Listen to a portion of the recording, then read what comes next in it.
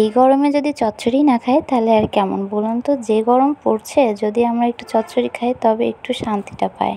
তো আমি এখানে আলু নিয়েছি, ফুলকপি নিয়েছি, শিম নিয়েছি, একদম কুচি কুচি করে কেটে দিয়েছি জিরা বাটা, আদা বাটা, হলুদের গুঁড়া, মরিচের গুঁড়া 1 চা চামচ করে,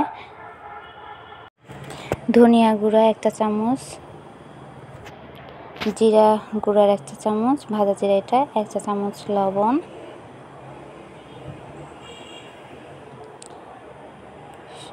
দিয়ে সুন্দর করে কুচলিয়ে মাখাতে হবে।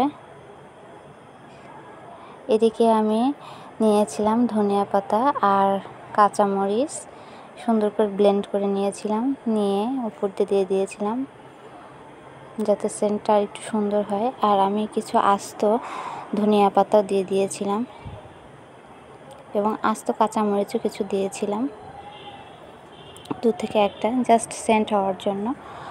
তারপর বাটা মাছটা সুন্দর করে ধুয়ে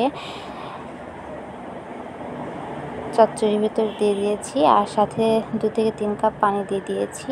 আর সুন্দরভাবে রান্না করার পর আর কি, এটা হচ্ছে আমার চচ্চড়ি রান্নার ফাইনাল লুক। দেখতেই পাচ্ছেন অনেকটা টেস্টি হয়েছিল। এইভাবে খুব দ্রুত চচ্চড়ি রান্না করে ফেলুন। আজকের ভিডিও পর্যন্ত, আল্লাহ হাফেজ।